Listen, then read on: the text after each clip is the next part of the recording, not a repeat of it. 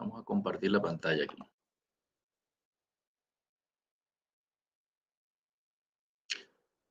Aquí, vamos a comenzar por este punto.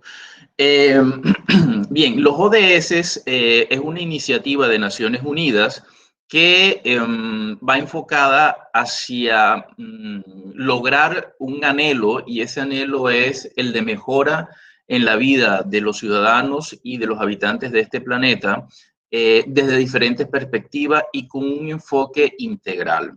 Son 17 objetivos de desarrollo, de los cuales, digamos que todos ellos están interrelacionados, pero que hay algunos que están mucho más relacionados que otros con lo que nosotros tratamos en nuestra asignatura, que es la parte del desarrollo ambiental o del mantenimiento y la conservación ambiental. Es por ello que he denominado a esta charla como Gobernanza y Política Ambiental en los ODS.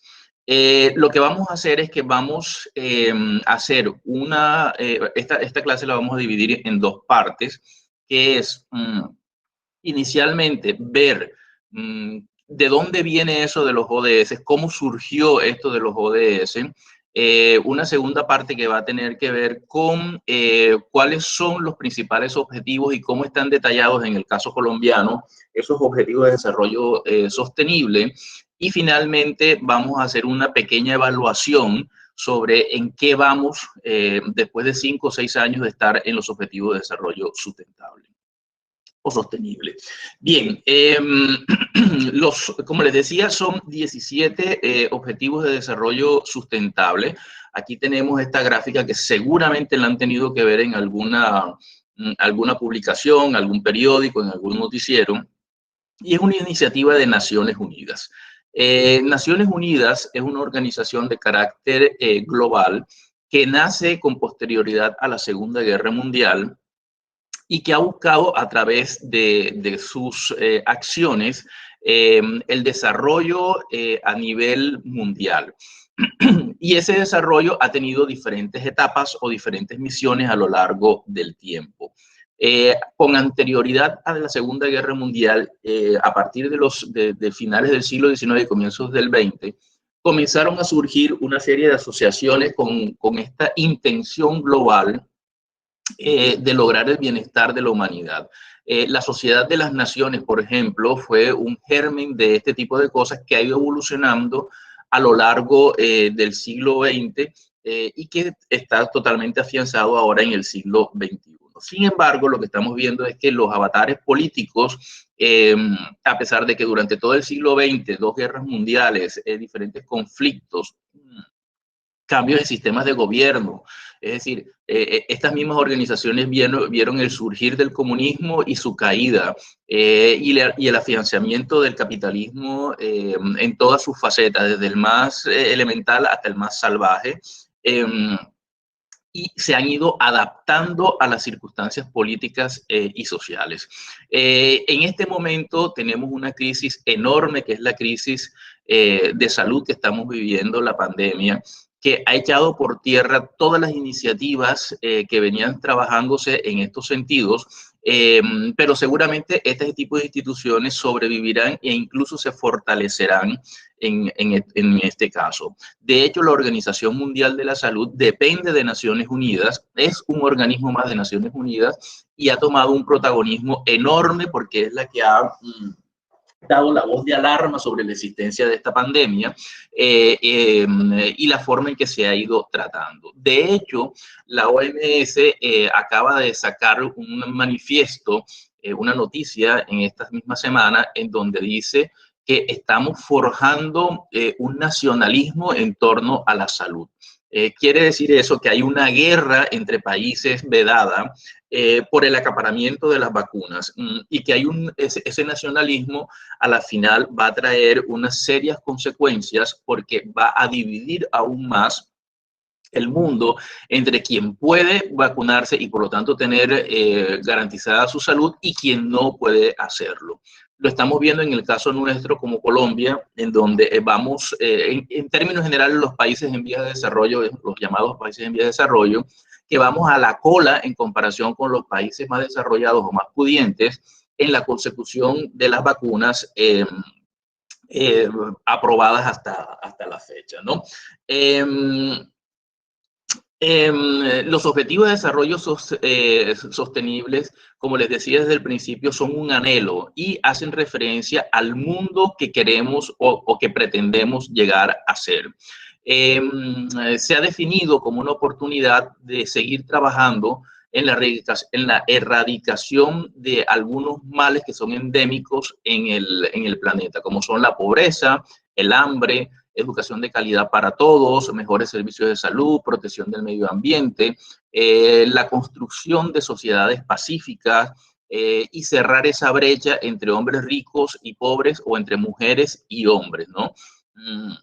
Entonces ya ven que son unos objetivos absolutamente ambiciosos, son más anhelos de la humanidad que en algunos casos ya muchos tratadistas comienzan a cuestionar si estos objetivos de desarrollo de verdad son alcanzables y adicionalmente si de verdad buscan este tipo de cosas o tan solo lo que hacen es perpetuar un modelo capitalista en el tiempo, pero disfrazado con estos anhelos de mejora para todos, ¿no?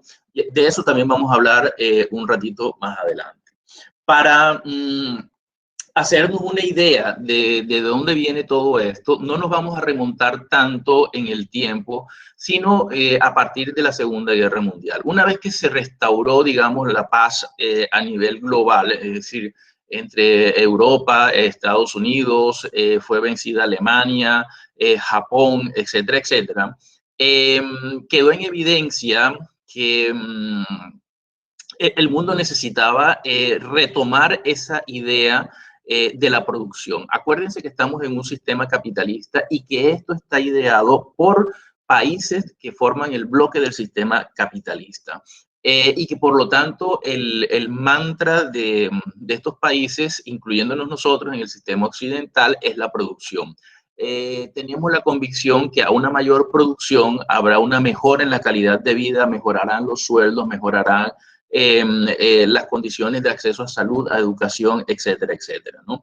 Entonces, en esta época, en la década de los 50, se crea el Fondo Especial de las Naciones Unidas para prestar asistencia a la ampliación de capacidades de producción y organización para el desarrollo industrial. Fíjense ustedes que esto ya tiene una connotación netamente capitalista. La idea es, si nosotros mejoramos la producción, mejoramos las condiciones de vida de la población. Por lo tanto, capacitemos a la gente, capacitemos a los países en vías de desarrollo a que puedan incentivar la explotación de los recursos y, sobre todo, la parte de la industrialización. A partir de los años 50, por ejemplo, surge la industria del plástico, que es la que nos ha cambiado la vida y la que pone en peligro la salud de este planeta. A partir de los años 50 comienza una producción desenfrenada de plástico y si nosotros miramos publicidades de esas épocas, lo podemos encontrar en YouTube, por ejemplo, encontraremos que se vendía como la panacea, ¿no?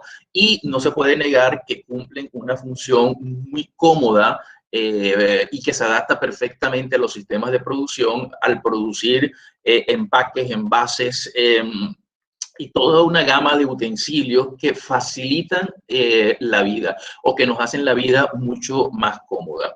Muchas veces nosotros vemos en nuestra cocina el típico tupper, ¿no? Es decir, el cuenco este de plástico con una tapa que es medio hermética que puedes meter en la nevera y nosotros no le damos la mayor importancia a este utensilio, pero definitivamente cosas tan elementales como esa han cambiado nuestra forma de concebir la alimentación, incluso de conservar de los alimentos, de transporte de los mismos, de comercialización de ese mismo material. Si ustedes hacen un expulgue a la basura del día en su casa, se darán cuenta que la mayor producción son plásticos y tratamos de imaginar, bueno, ¿cómo sería posible comercializar todos estos productos sin el plástico? Si nosotros compramos un paquete de queso, el paquete de queso viene en un envase de plástico con láminas de plástico para diferenciar entre una loncha y otra, si no sería una masa compacta. Adicionalmente nos los meten en una bolsa de plástico y en esa misma bolsa de plástico también la volvemos a tirar a la basura. Si vemos el ciclo es completo y efectivamente nos ha ayudado a mejorar nuestra calidad de vida. Ahora bien, las consecuencias de ese adelanto son nefastas, no solamente para nosotros en este momento, sino para las generaciones futuras. Ese empaque de plástico del queso que nosotros utilizamos todos los días va a poder durar en el medio ambiente entre 300 y 500 años para degradarse completamente. Imagínese usted miles de millones de personas consumiendo ese producto y generando ese tipo de residuos, ¿no? Pues fíjense que son pequeñas cosas, pequeños gestos que nos implican unas consecuencias a futuro enormes. A veces yo me planteo, bueno, ¿cuál sería la solución? ¿La hoja de bijao o la hoja de la mazorca? Y efectivamente hay una nueva tendencia en los países desarrollados pensando en este tipo de cosas, que están volviendo a esos envases, digamos, biodegradables o más naturales, ¿no? Fíjense ustedes, nosotros dejamos de utilizar el vidrio para reemplazarlo por el plástico, tal cual como este que ustedes están viendo aquí, ¿no? Incluso los que a veces nos las tiramos de ambientalistas también cometemos este tipo de pecados. Bien. En este primer decenio, a partir de la Segunda Guerra Mundial, surgió una necesidad y esa necesidad fue la de combatir el hambre. Durante los años 50, 60, las hambrunas fueron una constante en la humanidad. Grandes masas de población que se quedaban sin comida y morían irremediablemente. Pues bien, una de las primeras campañas que se establecieron a nivel mundial fue el combate contra las grandes hambrunas. En esta imagen nosotros estamos viendo que una de las principales iniciativas para recaudar fondos financieros para esto fue la emisión de sellos postales. Esto que ya es una reliquia, que ya no se usa en ninguna parte y que solamente existen para los coleccionistas, durante el siglo XX fue una constante que ayudó a recaudar grandes fondos. Todavía quedan rezagos de esto. De hecho, la Universidad del Atlántico se financia con este tipo de cosas.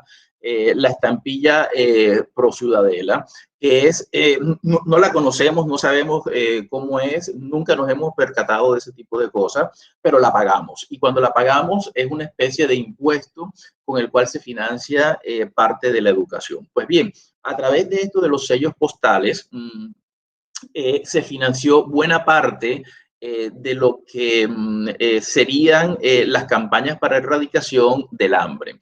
Ya no son tan frecuentes esas imágenes, pero hasta los años 70, 80, en el África, sobre todo, podíamos ver esas imágenes dantescas de niños prácticamente convertidos en esqueletos porque no tenían nada que comer. Y eso se debía, entre otras cosas, a las guerras civiles internas, a las campañas colonizadoras de los países europeos dentro del África y también a las catástrofes climáticas, ¿no? Épocas de sequía extrema o de lluvias extremas que traían el daño de las cosechas y por lo tanto grandes campañas, grandes, ¿cómo se llama? Episodios de hambrunas. Fruto de esto, entonces, las Naciones Unidas crea una cosa que se llama el Programa Mundial de Alimentos. Solo para hacernos una idea, a finales de los años 60, las contribuciones, por ejemplo, en el caso de Estados Unidos, fueron de 275 millones de dólares. Si 275 millones de dólares ahora son un montón de dinero, ahora imagínense hace 50 años cuánto era todo esto. Y aquí surge una cosa muy interesante y es que todos estos programas se financian con la contribución de los estados, lo cual implica que también dependen de una agenda política a gran escala, ¿no? Y eso podría ser también un hándicap para la cuestión. Cuando surge el segundo decenio, o lo que se denomina el segundo decenio, fíjense ustedes que ya aquí cambió el enfoque y ahora estamos hablando de estrategia internacional para el desarrollo y hablamos de la Declaración Universal sobre la Erradicación del Hambre y la Malnutrición que se hizo en Roma en el año de 1974 y comienzan a surgir toda una serie de documentos muy interesantes sobre cómo vencer el hambre, cómo alcanzar el desarrollo, y se establecen una especie de manuales sobre cómo erradicar este tipo de flagelos sobre la humanidad. Y surgen instituciones como la FAO, por ejemplo, que es la Organización de las Naciones Unidas para la Agricultura y la Alimentación, que comienzan una campaña muy interesante de suplir a través de las donaciones de los países alimentos para las poblaciones que lo necesitan, ¿no? Y adicionalmente también surgen entonces una nueva estrategia que es enseñar a los países en vías de desarrollo cuáles serían las mejores técnicas de agricultura para mejorar ese tipo de condiciones. Sin embargo, lo que observamos también en este tipo de cosas, y es la parte crítica de todo este asunto, es que son ideas planteadas por los países más desarrollados para que los países menos desarrollados las implementen. Con lo cual se va creando un problema de soberanía sobre estos países, porque querámoslo o no, es una intrusión de un país poderoso sobre uno que lo es un poco menos, ¿no? Y finalmente, durante la década de los 80, surge un tercer decenio que es una nueva estrategia del desarrollo. Y fíjense ustedes que ya aquí comienza a cambiar la cosa.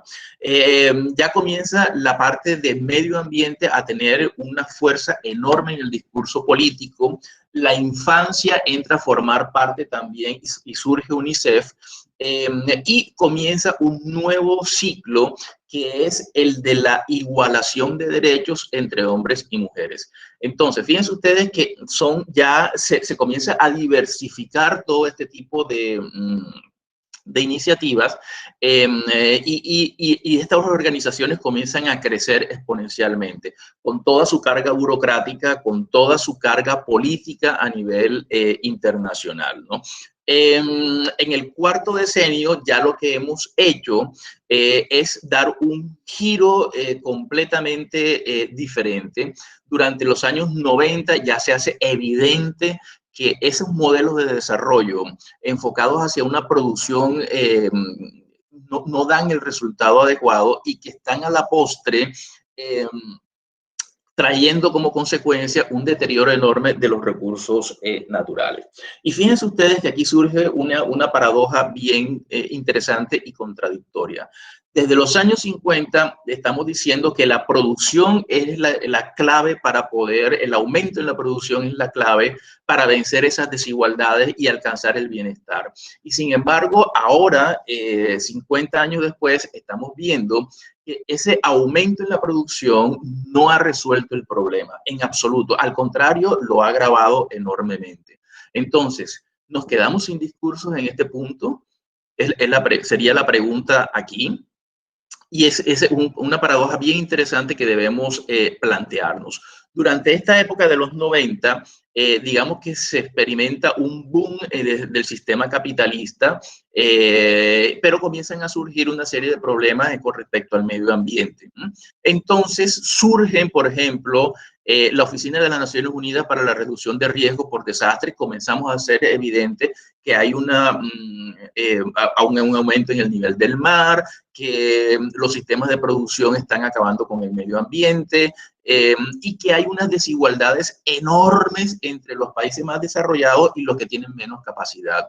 Y surgen grupos regionales que comienzan a plantearse la necesidad de agruparse para poder tener cierta fortaleza ante la imposición de esos modelos de desarrollo que vienen desde los países más industrializados o con mayor potencia, ¿no? Incluso Naciones Unidas crea el Departamento de Asuntos Económicos y Sociales que busca soluciones o por lo menos plantear soluciones a este problema.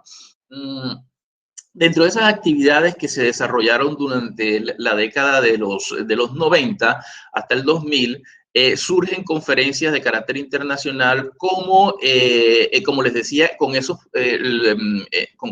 creación de bloques regionales como de los países menos adelantados que se hizo en 1990, la Declaración de París y el Programa de Acción en Favor de los Países Menos Adelantados. Y entonces, ¿qué hace esto? Está poniendo en evidencia que después de 40 años estos resultados no eran los esperados, pero que tenemos que replantear un poco todo este tipo de cosas, ¿no? Surge la Conferencia Mundial sobre el Desarrollo Sostenible de los pequeños estados insulares, es decir, los estados islas.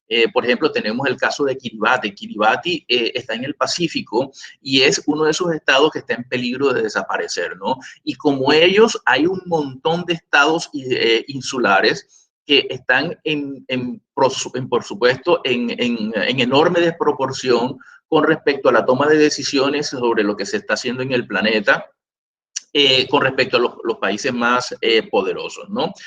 Surge la Cumbre Mundial sobre Desarrollo de 1995, la Declaración de Copenhague sobre Desarrollo Social y el Programa de Acción de la Cumbre Mundial y el Programa de las Naciones Unidas para el Desarrollo con enfoque integrado en aspectos económicos y sociales. Entonces, fíjense ustedes que todas estas grandes cumbres que se dieron durante la década del 90 tenían un claro propósito, y ese claro propósito es fortalecer las capacidades de los pequeños estados para poder participar en la toma de decisiones de gran escala que se estaban llevando a cabo en estos organismos internacionales.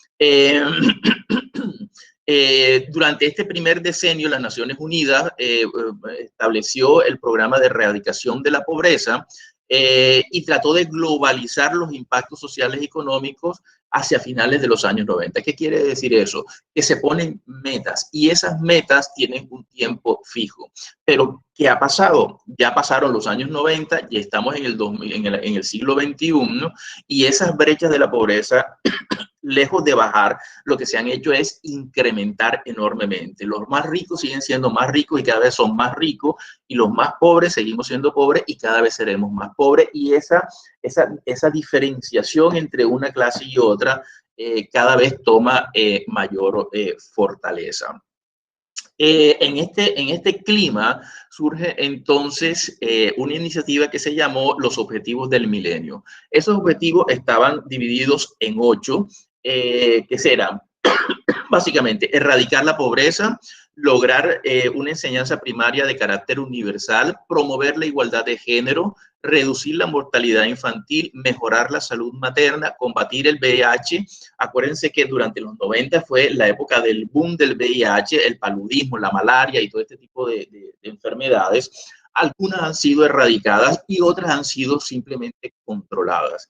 Es decir, fíjense ustedes, nosotros estamos ante un reto enorme que es el de la pandemia del coronavirus, pero esos coronavirus siempre han estado presentes en la vida de la humanidad.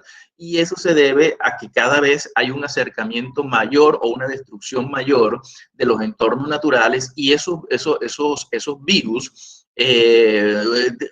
aumentan las posibilidades de saltar de los animales a los humanos por esa convivencia, digamos, ¿no?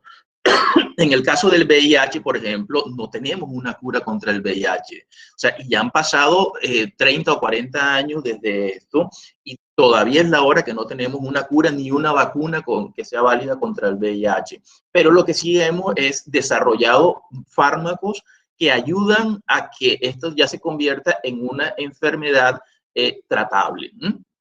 Y sin embargo, fíjense ustedes que aquí hay una paradoja también.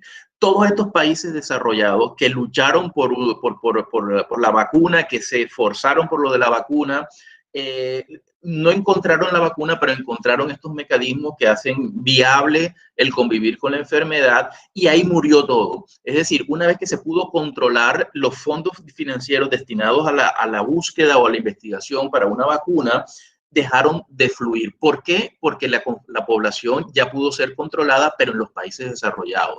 Y mientras tanto, ¿qué pasa en América Latina y en África y en Asia? Pues la gente sigue muriendo de SIDA, pero ya no es un tema interesante. ¿Cuánto hemos oído hablar del VIH en los últimos años? Prácticamente nada. ¿Por qué? Porque para las farmacéuticas ya no es un tema interesante, ya está controlado en los países desarrollados, y quienes pueden comprar y tratar la enfermedad lo pueden hacer con base en el dinero que pueden invertir sus estados en comprar ese tipo de medicamentos. Y los africanos y los latinoamericanos y los asiáticos, pues que se mueran, eso no tiene mayor importancia, ¿no? El séptimo punto hablaba de garantizar la sostenibilidad del medio ambiente, que es un mantra que hemos estado blandiendo allí a partir de los años 70 con la reunión de Estocolmo, y fomentar una asociación mundial para el desarrollo, es decir, la creación de alianzas. Fíjense ustedes que aquí hay una serie de cosas que son el germen, y con base en estos objetivos del milenio surgen los objetivos del desarrollo, del desarrollo sustentable. ¿Dónde está la diferenciación? En que ahora son más, en que están mucho más interrelacionados, pero si analizamos cada uno de ellos, como vamos a hacer a lo largo de esta clase, nos daremos cuenta de que son exactamente la misma cosa. No ha variado mayormente la cuestión y siguen siendo anhelos. En algunos casos, digamos que hemos mejorado. Erradicación de la pobreza, pues no lo hemos logrado, pero sí hemos disminuido los niveles de hambre. Y eso también tiene su paradoja. Fíjense ustedes, uno de los países donde hay uno de los mayores índices de desnutrición es los Estados Unidos, la principal potencia del mundo. Y eso se debe porque, en razón a que quienes mejor comen son los que tienen más dinero. Pero los que peor comen en calidad, no en cantidad, en calidad, son los menos favorecidos. Es decir, los blancos pobres, los latinos y los negros. Y no necesariamente en ese orden. Por eso nosotros vemos que en Estados Unidos ahora el gran problema es la obesidad, la hipertensión y la diabetes. ¿Por qué? Porque no hay problema en encontrar fuentes alimenticias, pero sí hay un problema enorme en la calidad de esas fuentes alimenticias.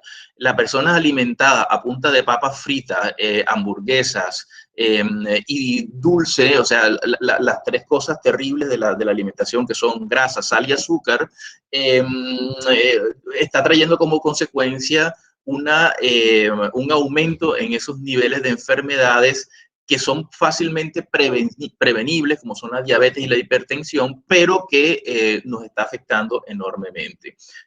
Los sistemas de enseñanza primaria, pues bien, yo creo que eso hemos mejorado notoriamente, pero la cuestión es que en un mundo tan competitivo ya la enseñanza primaria no es suficiente, ¿no? El saber leer y escribir no nos va a sacar de la pobreza. Incluso las personas que logran o que logramos llegar a más altos niveles educativos, no necesariamente tenemos garantizada el bienestar, ¿no?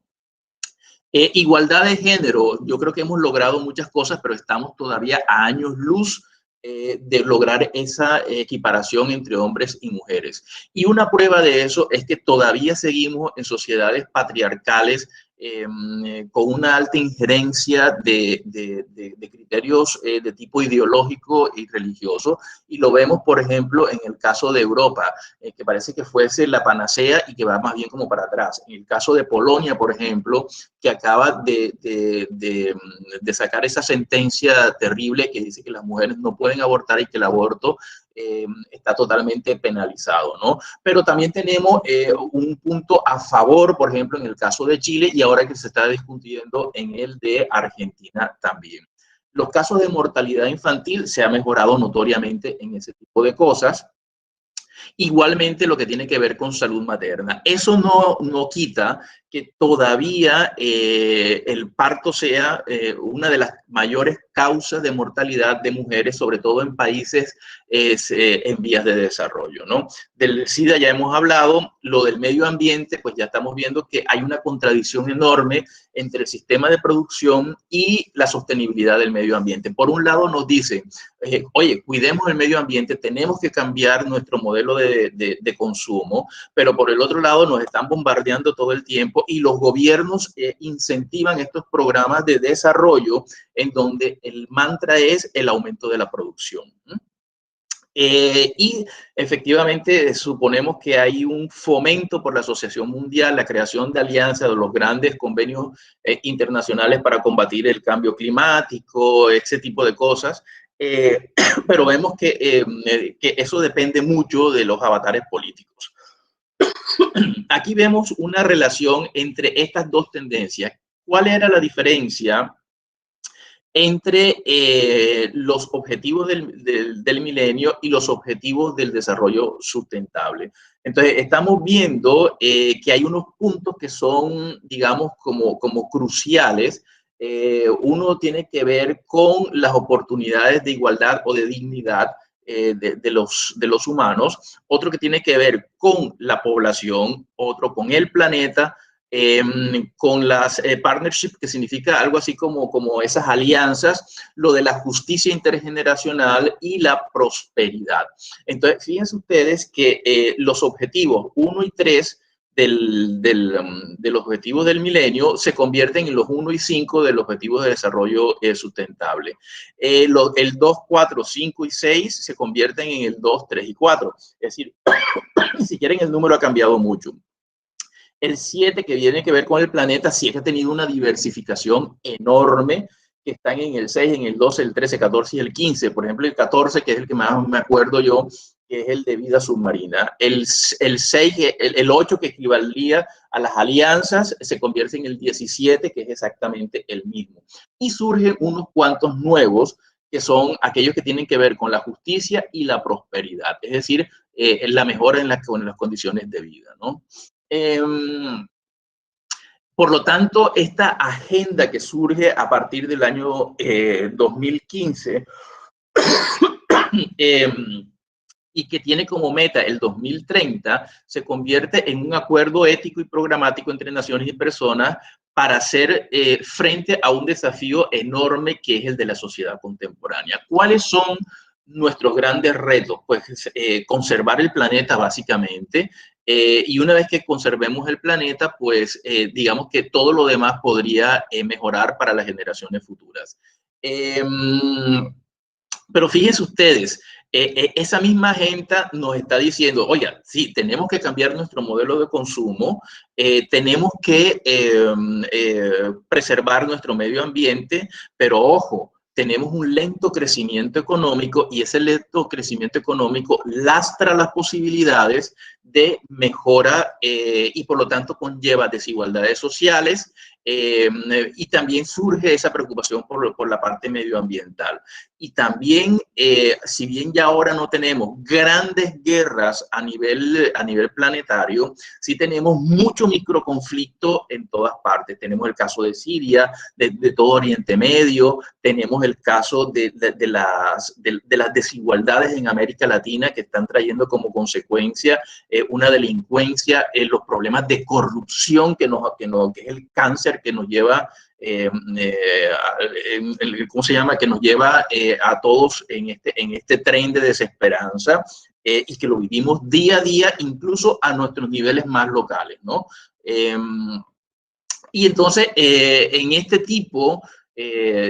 clima surgen estos objetivos del desarrollo sustentable que nacen en el año 2015. ¿Qué pasó con los objetivos del milenio? Hombre, pasó el tiempo de los objetivos del milenio, llegó su meta y cuando vimos que esas metas, pues se había logrado algunas cosas, pero que no todos, pues nos inventamos una cosa nueva que fueron los ODS y lo tenemos al año 2030.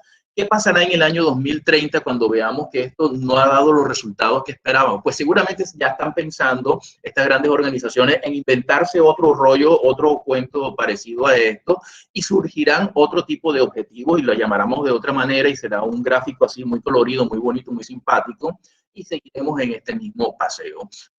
¿Cuál es la esperanza? Que si bien no se alcanzan el 100% de las metas propuestas, de las 169 metas propuestas, por lo menos alguna que otra habrán mejorado en los indicadores, ¿no? Estos 17 objetivos del desarrollo sostenible implican o representan, ante todo, una visión de futuro de carácter común, una serie de compromisos claros para hacerle frente a esos desafíos que serían el medio ambiente, el cambio climático, la subida de los océanos, la pobreza extrema, la igualdad entre hombres y mujeres, salud, educación, etcétera, etcétera. Estos objetivos reconocen que la paz, que la justicia, que son ficciones mentales que nos hemos inventado los humanos, desempeñan un papel fundamental tanto en los gobiernos como en las instituciones y que consolida esas bases de lo que nosotros llamamos el sistema democrático, en donde digamos que el punto fundamental o la piedra angular es el poder tener todos participación en la toma de decisiones. Implican también el trazar una serie de rutas o de estrategias que busquen lograr ese anhelado punto de equilibrio entre la parte económica y la parte ambiental. Sin embargo, si nosotros escarbamos un poco en todo este tipo de cosas, nos daremos cuenta que estos son simplemente anhelos, porque hay una parte que no coincide, y es que cómo podemos mejorar los sistemas de producción sin deteriorar el medio ambiente. O sea, ahí hay algo que no cuadra. Eso es como pretender que toda minería es limpia o que la minería debe ser algo limpio, y no es posible que eso suceda, porque hay un aprovechamiento de los recursos. Ahora bien, se buscan mecanismos tendientes a que esa explotación sea lo más limpia posible, pero no va a ser 100% nunca.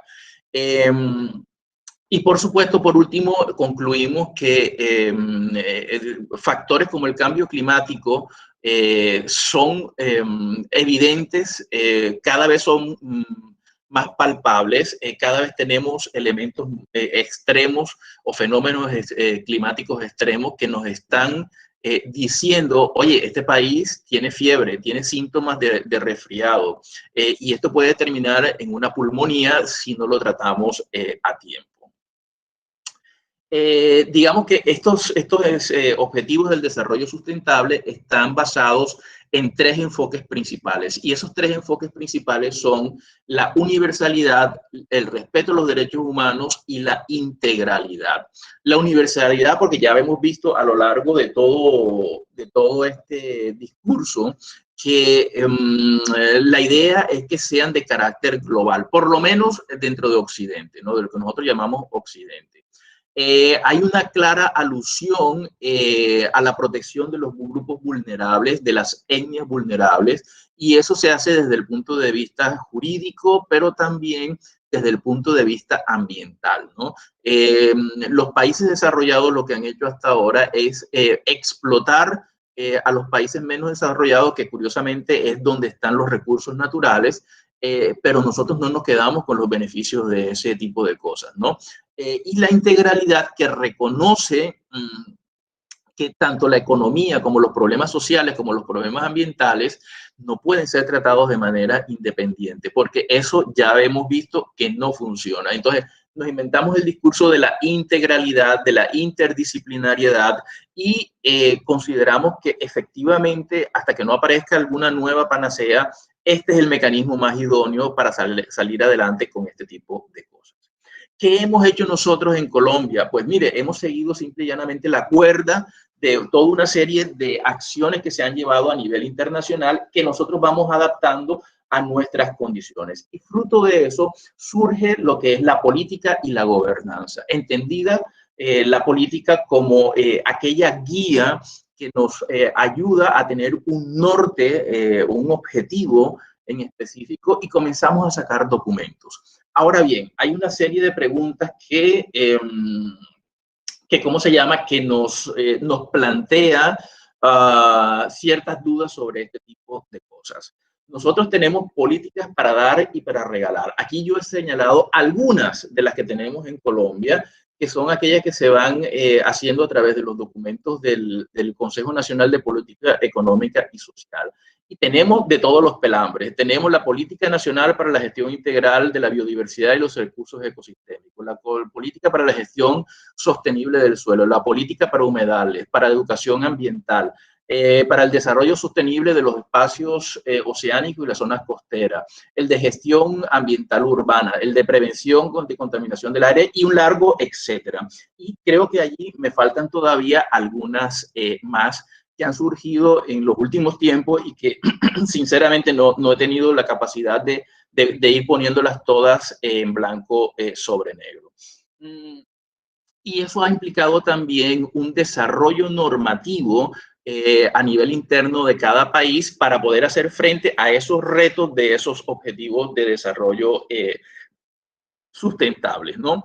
Entonces, tenemos un decreto del año 2015, que fue el decreto 280, por el cual se crea la Comisión Interinstitucional de Alto Nivel para el Alistamiento y Efectiva Implementación de las Agendas del Desarrollo post-2015 y los Objetivos del Desarrollo Sostenible. Fue cuando comenzó todo este tipo de cosas. Y hay una serie de principios generales, digamos, o de anhelos políticos en ¿cómo se llama?, en sacar adelante estas iniciativas.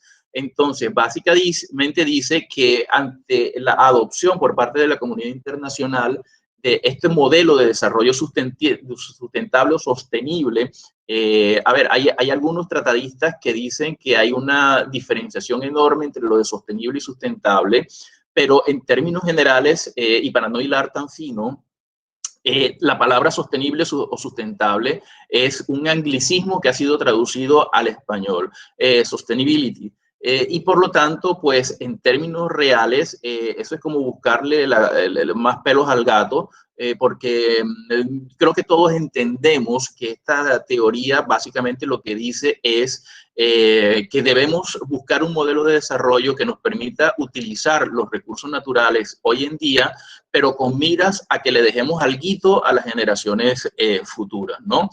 Como una especie de responsabilidad intergeneracional para nuestros hijos y para nuestros nietos.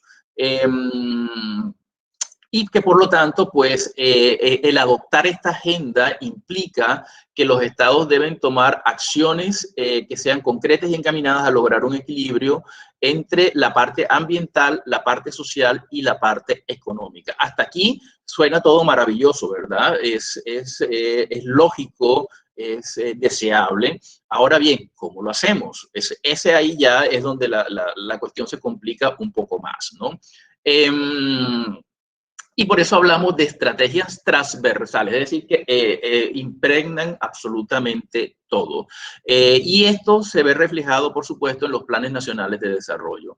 A partir de los años 70, por ejemplo, en Colombia, digamos que se institucionalizan de alguna manera los planes nacionales de desarrollo. Eso no quiere decir que antes no hubiese. Desde los años 40, con la misión Currier, otro día hablaremos de eso, se comienzan a establecer como una especie de nortes o de acciones programáticas para lograr el desarrollo.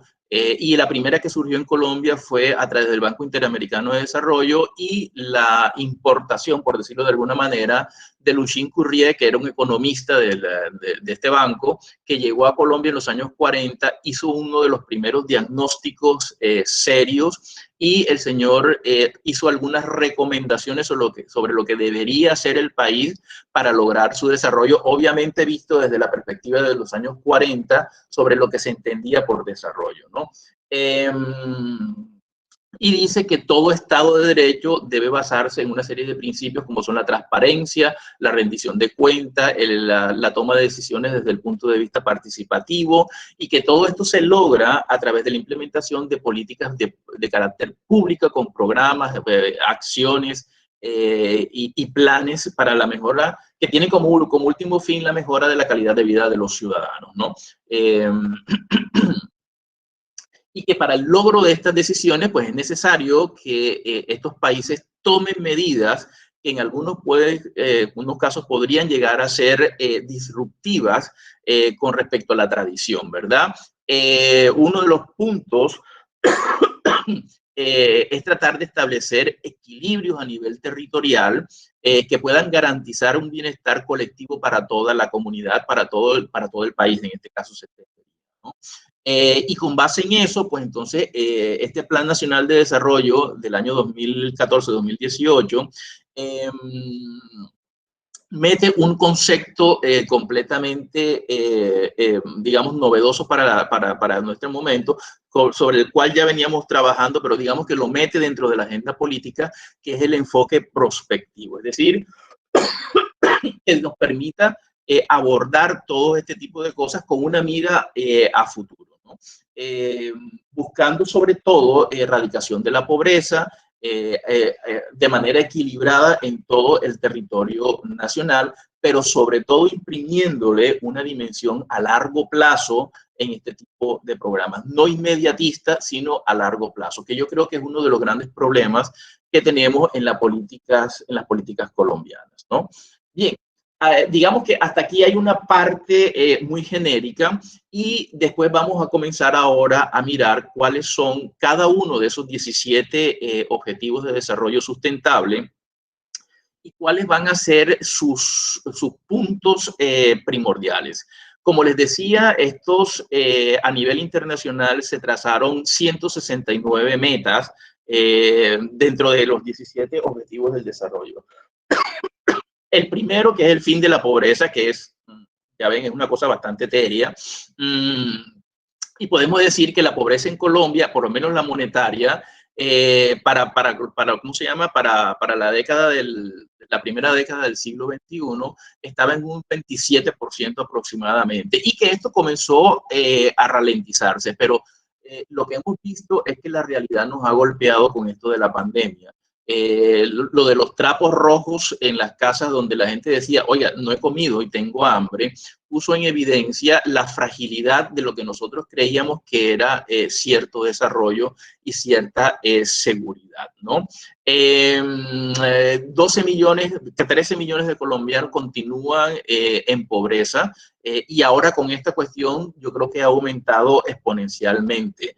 3,5 millones de personas siguen en estado de extrema pobreza. Posiblemente estas cifras, que son del año 2018, ya estén totalmente desfasadas con respecto a las del 2021. Colombia manifiesta una profunda desigualdad que cada vez es peor. Y eso lo vemos a todo nivel, incluso a nivel político, ¿no? Los hogares donde las mujeres son cabezas de hogar son inmensamente mucho más pobres que aquellos en los cuales el cabeza de hogar es un hombre, lo cual pone de manifiesto esa desigualdad entre géneros, ¿no? Y por último, plantea una cosa que es apenas obvia, pero que bueno, que se pone así como si fuese un gran descubrimiento, que es necesario mejorar la articulación interinstitucional para combatir la pobreza y desarrollar políticas diferenciales, flexibles, de acuerdo a las condiciones geográficas, étnicas y poblacionales. Es decir, este tipo de frases para mí ponen de relieve un vacío porque son simple y llanamente ilusiones o anhelos y en teoría comenzamos a buscar alternativas desde el punto de vista teórico, los que trabajamos en investigación, pero después hay que mirar a ver si esas iniciativas de tipo teórico tienen unas posibilidades, aunque sean mínimas, de llevarse a la realidad.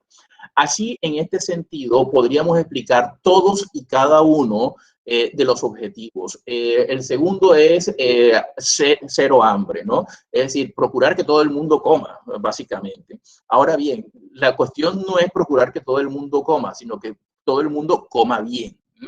Que es una cosa completamente diferente. Garantizar la vida sana y promover el bienestar para todos y todas en todas las edades, ¿no? Es decir, mejorar esas condiciones de salud. Lo que estamos observando es que las condiciones de salud ante un fenómeno como el de la pandemia, Colombia se ha quedado rezagada. Es decir, fíjense ustedes lo que está pasando con todas las pruebas del coronavirus. En Europa, por ejemplo, en los países más desarrollados, podemos saber cuántos son realmente las muertes diarias y los contagios, porque esos sistemas funcionan bastante bien y eso los países han tenido que hacer un esfuerzo enorme para ponerse al día. Esta semana hubo el caso aquí ¿cómo se llama? De las personas que dijeron que las iniciativas gubernamentales locales que dijeron, venga todo el mundo y hágase pruebas entre las 8 y las no sé qué horas de la mañana el día sábado. Y mucha gente acudió y después te llega un mensaje por WhatsApp que te dice que tu resultado de la prueba te la dará en abril. Eso ya pone en evidencia que esto pues, tiene sus fallas, ¿no? Sin entrar en criterios de carácter político, ni mucho menos, tiene sus fallas. el promedio ¿cómo se llama? En Colombia actualmente para darte las respuestas sobre si estás contagiado o no, son 5 días. Y en 5 días has seguido contaminando mientras tanto, ¿no? Entonces, ¿a qué estamos jugando? Sería la pregunta para plantearnos ahora, ¿no? Calidad de la educación. Bueno, pues sí, lo que estamos viendo es que en el caso particular de Colombia hay un desequilibrio cada vez más fuerte entre la calidad de la educación de la universidad en términos generales entre la pública y la privada, y que nosotros mismos contribuimos a que esa brecha cada vez sea más grande. El estigma de la educación pública con respecto a la educación privada es abismal, y creo yo que nosotros somos un buen termómetro para saber si esto es cierto o no. Ahí les dejo la duda. Lograr la igualdad entre los géneros y empoderar a las mujeres y a las niñas. Listo, este es un objetivo loable. Le estamos diciendo hoy, las mujeres y los hombres tenemos las mismas capacidades, pero no hemos cambiado nuestro esquema. Seguimos pensando que la mujer hace los cuidados de la casa y el hombre sale a trabajar. Es una idea machista, antropocéntrica, y sobre todo que podemos decirlo en el discurso, pero que no lo asumimos en nuestra realidad, ¿no? Afortunadamente cada vez es menor, pero todavía sigue el estigma de que el hombre que hace los cuidados de la casa no es lo suficientemente hombre y no tiene lo que debe de tener donde lo debe de tener, ¿no? Estos esquemas machistas incluso son son perpetuados por las mismas mujeres que ven en ese modelo el modelo ideal, ¿no? En donde el hombre es el proveedor y la mujer es la que se queda al cuidado de la cría y procura la alimentación, pero la preparación de la alimentación, no la consecución de la alimentación, ¿no? ¿Hemos mejorado? Sí, yo creo que sí, que hemos mejorado enormemente, pero todavía estamos a años luz. La violencia sexual contra las mujeres sigue siendo un flagelo en nuestra sociedad, independientemente si son países desarrollados, los más desarrollados o los más atrasados del mundo. En Finlandia, en Noruega o en Suecia sigue habiendo violencia contra las mujeres, independientemente del nivel de desarrollo de esos países. Disponibilidad de agua potable y saneamiento para todos y para todas. Bueno, digamos que hemos mejorado enormemente. Se ha hecho un esfuerzo enorme para mejorar este tipo de cosas. Si no fuera por la corrupción rampante que tenemos en nuestros gobiernos, y me refiero no solamente al colombiano, sino a nivel latinoamericano, eso mejoraría enormemente, porque las inversiones se hacen, la cuestión es que en el camino se desvían algunas. Hay una diferenciación enorme entre lo que es el suministro de agua potable y lo que se hace después con esa agua utilizada. Y lo vemos nosotros, por ejemplo, en el caso del Caribe colombiano, solo para poner un ejemplo. Y es que hay muy pocas plantas de tratamiento de aguas residuales, y todas esas aguas residuales de los grandes centros urbanos que están en el Caribe necesariamente terminan en una parte, y esa parte es el mar, sin ningún tipo de tratamiento, ¿no? Garantizar el acceso a una energía asequible, segura, sostenible y moderna para todos. En ese caso, Colombia, digamos que cumple con los objetivos, porque en el caso colombiano nosotros dependemos de una matriz energética que está basada en las hidroeléctricas, y digamos que a nivel mundial se podría considerar como una energía limpia. Tenemos una batería normativa que incentiva en principio la utilización de fuentes alternativas o renovables de energía como la solar o la eólica, pero sin embargo lo que vemos es que el desarrollo en ese tipo de cosas está bastante retrasado aún. El objetivo 8, promover el crecimiento económico sostenido, inclusivo y sostenible, y buscar empleo para todos. Este es uno de los puntos que a mí me parece más contradictorio de todo esto, ¿no? Porque nos está diciendo, tenemos que mejorar las condiciones laborales, lo cual está muy bien, pero esa mejora en las condiciones laborales implica también una mayor presión sobre los recursos naturales que en teoría debemos preservar. ¿Cómo logramos este punto de equilibrio entre el aumento de las posibilidades laborales, la diversificación de las posibilidades laborales, cuando al mismo tiempo estamos diciendo explote los recursos naturales? Y la cuestión es explótelo en la mejor forma posible para que trate de dañarlo lo menos posible, pero explótelo. Entonces ahí hay una contradicción enorme que es muy interesante de estudiar. Punto 9, construir infraestructuras resilientes y promover la industrialización inclusiva y la innovación. Entonces, efectivamente nos está diciendo, mira, creemos industria, creemos industria, creemos industria y basémonos en las nuevas tecnologías que en algunos casos se pretende o se tiende a que sean más amigables con el medio ambiente, ¿no? Sin embargo, nosotros lo que estamos viendo es que en el caso de la investigación y desarrollo de este tipo de componentes en Colombia, nuestro nivel de inversión es el más bajo de la región, con lo cual ahí seguimos una contradicción palpable que se queda simple y llanamente en el discurso. De reducir la desigualdad entre países a nivel interno y a nivel externo, ¿no? Y esas desigualdades, perdón, tienen que ver con absolutamente todos. Tienen que ver con el mantenimiento de las inversiones para preservación de recursos naturales, tiene que ver con la inversión en educación, tiene que ver con la inversión en investigación, tiene que ver con el mejoramiento de calidad de vida a nivel interno y a nivel también externo. Sin embargo, lo que estamos viendo es que el 40% del gasto público social carece de progresividad, es decir, es el 40 y ahí se quedó, no va a aumentar, pero sí lo aumentamos en otros ítems como son, por ejemplo, defensa. Y con eso no quiero decir que no sea necesario, pero que hay un desequilibrio enorme entre la inversión de una cosa y otra. Lograr ciudades, que las ciudades y los asentamientos sean inclusivos, seguros, resilientes y sostenibles. Lo que estamos nosotros viendo es que las nuevas tendencias o las tendencias actuales, por lo menos hasta antes de la pandemia, eran de las megaciudades, los grandes centros urbanos que cada vez se vuelven más grandes y que denotan una incapacidad de los gobiernos para hacer frente a esos crecimientos desde el punto de vista de la planificación.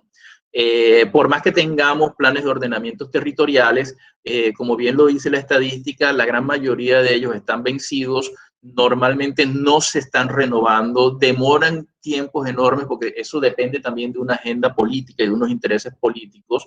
La adaptación al cambio climático de nuestras ciudades es muy lenta y no solamente en Colombia, sino en todas partes del mundo.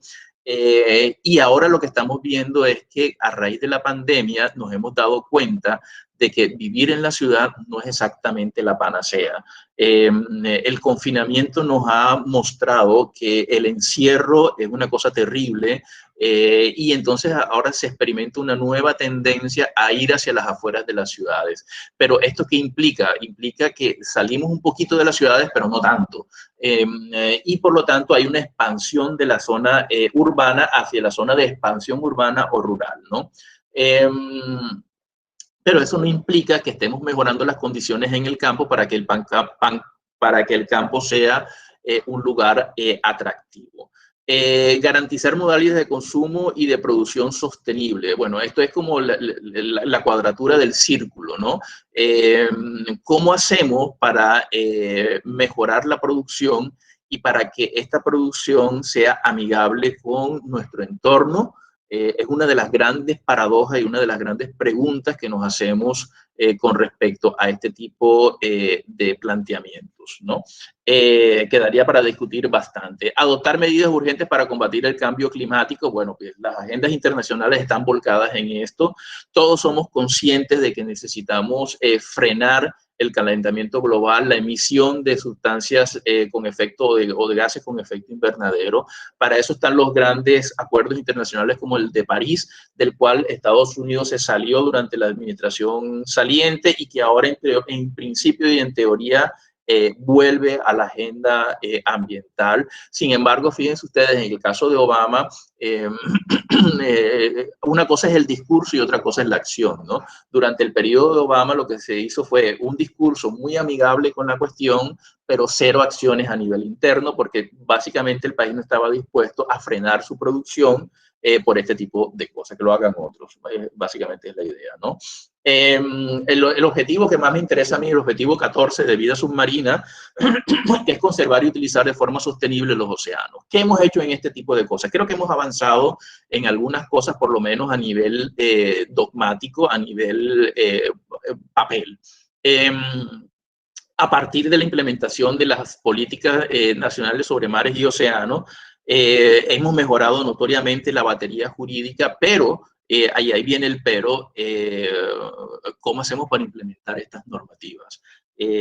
¿Cómo hacemos para que esto comience a funcionar si no tenemos los fondos financieros para hacerlo funcionar? ¿Cómo logramos la cohesión interinstitucional si ninguna institución está dispuesta a ceder parcelas dentro de su jurisdicción y su competencia para este tipo de cosas? Y mucho menos eso de ponerse de acuerdo. Cada uno va como por su lado. Es lo que hemos evidenciado a partir de las últimas evaluaciones al respecto. Y de hecho, de las evaluaciones que se han hecho hasta el año 2019 con respecto a este tema, es el objetivo más quedado de todos los 17. Gestionar sosteniblemente los bosques, luchar contra la desertificación, detener e invertir la degradación de las tierras y detener la pérdida de biodiversidad. Sí, todo muy bonito,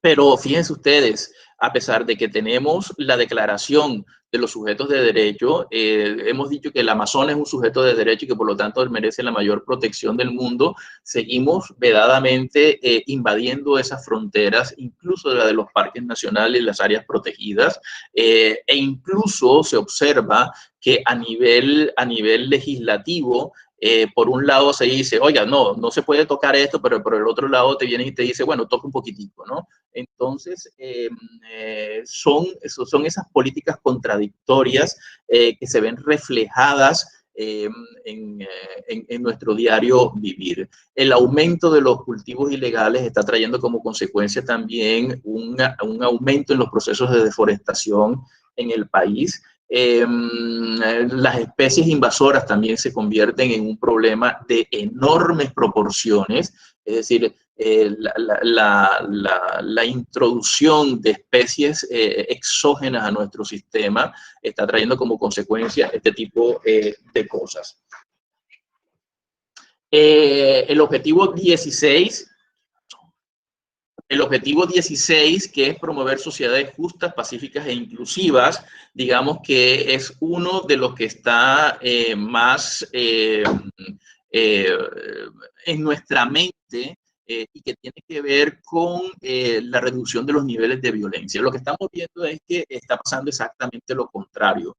Si bien durante los años 80 y 90 tuvimos grandes grupos delincuenciales organizados, que pusieron incluso en jaque el sistema democrático en Colombia, el combatir a esos grandes capos o esos grandes jefes ha traído como consecuencia otro tipo ¿cómo se llama?, de realidades, y es que las organizaciones, todas las organizaciones, criminales o no criminales, tienen una cuestión que se llama la resiliencia, y es la capacidad de adaptación a las nuevas entornos o circunstancias, y eso vale para todos.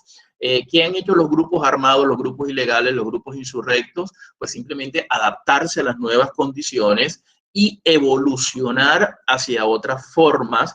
Y ha pasado igualmente con la corrupción, por ejemplo. La corrupción es un cáncer que nos está devorando por dentro y en la que todos somos partícipes de alguna u otra manera.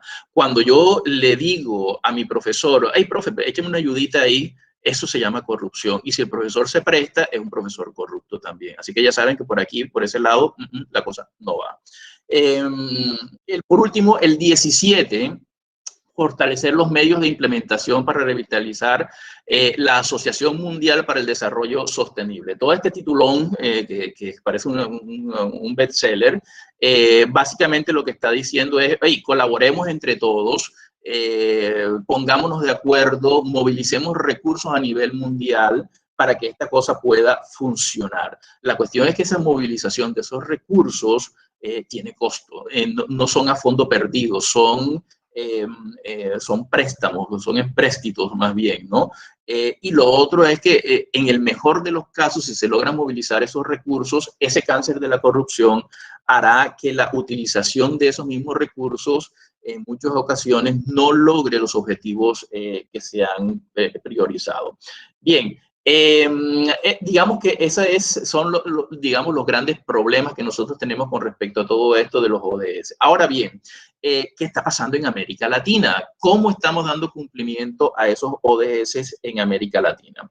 Esta es una matriz que ha elaborado el observatorio de, ¿cómo se llama?, del cumplimiento de los objetivos del desarrollo sustentable de la Universidad de los Andes. En la parte de abajo ustedes pueden ver en rojo los rezagos más críticos y hay una degradación de colores, inclusive hasta los grises, en donde simplemente no se cuentan con datos sobre este tipo de logros. Llevamos a partir del año 2005, es decir, llevamos 6 años en el proceso de implementación de estos objetivos de desarrollo y nos quedan 10 hasta el 2030. Y lo que hemos comprobado en los indicadores es que nosotros estamos un poquito por encima de la mitad de los objetivos. Colombia creo que tiene el 63%, ahorita lo veremos, ¿no? Pero si nosotros vemos la matriz en Colombia, vemos que la gran mayoría corresponden a este color naranja que implica un rezago significativo. Es decir, no estamos en lo peor de lo peor en estos objetivos, pero casi. Tenemos, por ejemplo, el objetivo número 3, en el cual estamos totalmente rezagados, en el 8, en el 9, en el 10 y en el 14, el de vida submarina. Fíjense ustedes que según este observatorio estamos muertos en esta parte, lo mismo que en el 16. Y el que mejor tenemos es el 17, el 6 y el 7, perdón, no, el 6, que es un rezago moderado. Esto pone de relieve que estamos años luz de la cuestión. En este tipo de indicadores, básicamente lo que estamos diciendo es las flechas rojas hacia abajo son decrecientes, es decir, que vamos para atrás. En el amarillo que estamos estancados y aquí hay avance moderado, una trayectoria según lo esperado o que no tenemos con los datos disponibles. Y vemos que en el caso de Colombia, el de erradicación ¿cómo se llama?, de la pobreza, digamos que estábamos hasta el 2019 dentro de lo esperado. Y en algunos otros también. Pero, por ejemplo, en el caso del objetivo 14, este era moderado, ¿no? Entonces, yo siempre me refiero a esto porque es el que más conozco, ¿no? Si nos miramos a través de los rankings de cumplimiento de los ODS a nivel de América Latina, vemos que Colombia está en un 9º puesto, es decir, estamos bastante por detrás de países como Ecuador, por ejemplo, que es una cosa sorprendente, o de Perú o de Brasil, y ya ni hablemos de Chile, que en teoría lleva un ranking mucho más adelantado que todos los demás. Y en el puesto último, por supuesto, no podíamos esperar menos de Haití, que por sus propias condiciones, pues ya ven ustedes que va en la cola de la cola, ¿no? Y sin embargo, hay algunos países, por ejemplo, como Belice, que ¿cómo se llama? Que son paradigmáticos porque Belice cuenta con la barrera de coral, una de las barreras de coral más importantes del mundo, por lo menos en la parte submarina, y que eso es una fuente de recursos enormes con una valoración enorme. Y fíjense ustedes qué tristeza el caso de Venezuela. Venezuela está en el puesto 19 con unas condiciones absolutamente terribles, y siendo uno de los países más ricos del mundo en riqueza petrolera, lo cual es absolutamente contradictorio, ¿no? Entonces le decía que Colombia acumula el 64.78% del rendimiento general y que nos ubica en el puesto número 9 de 24, con lo cual, digamos, no estaríamos tan mal, ¿no? En esta gráfica nosotros podemos ver cuál es la tendencia, esa misma gráfica prácticamente de la que veíamos aquí en esta, pero aquí se ve un poquito más detallado por cada uno de los objetivos, ¿no? Y entonces podemos ver cuál es el grado de cumplimiento, por ejemplo, en el caso de pobreza, agua limpia, energía, y acción por el clima. Sin embargo, en ecosistemas terrestres ya vemos que la cosa no va nada, pero nada bien. En consumo responsable, simple y llanamente no tenemos datos, es decir, no sabemos cómo vamos. En justicia, digamos que es moderado. Así que, bueno, miren, eso es como para que nos hagamos una idea de cómo va el termómetro. Ahora bien, surge lo del COVID. ¿Cómo está lo del COVID y cómo nos ha influenciado en este tipo de cosas? Y vemos que las tendencias son bastante nefastas. Hacia la izquierda, los que están en color rojo encendido, hacen referencia a que ha sido un impacto negativo directo, es decir, ha sido catastrófico.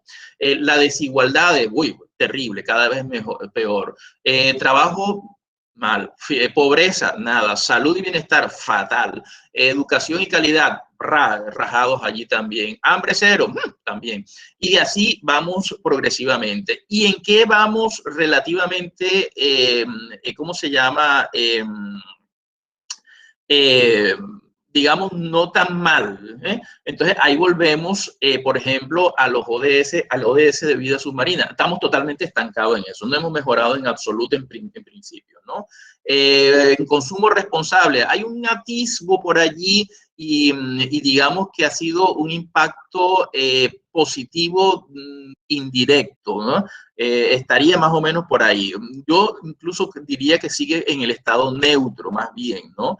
Y la acción por el clima, que también hay alguna que otra cosita, pero fíjense ustedes que no alcanza al punto 1, que es un impacto positivo indirecto, sino simple y llanamente un impacto neutro. Entonces, eso nos da una idea de cómo vamos en el estado de cumplimiento de ese tipo de cosas. Impacto negativo indirecto, pues prácticamente todos los objetivos están en este rango acá. Pues bien, a nivel, ¿cómo se llama? De cada uno de ellos, aquí vemos un porcentaje del cumplimiento de las cosas positivas dentro de cada uno, en donde vemos que hay una degradación entre el objetivo 13, que es el que, digamos, que mejor va, y el objetivo 9, que es el peor podría ir de todos estos, con un 25.1%, ¿no? Pero lo que podemos es que si bien Colombia ocupa ese 9º lugar en el ranking, el país tiene unos retos enormes que alcanzar en cuanto a protección de la biodiversidad y disminución de la desigualdad, que digamos sería como el punto más preponderante de todo este andamiaje, ¿no? Bueno, señores, a ver, vamos a parar aquí la grabación.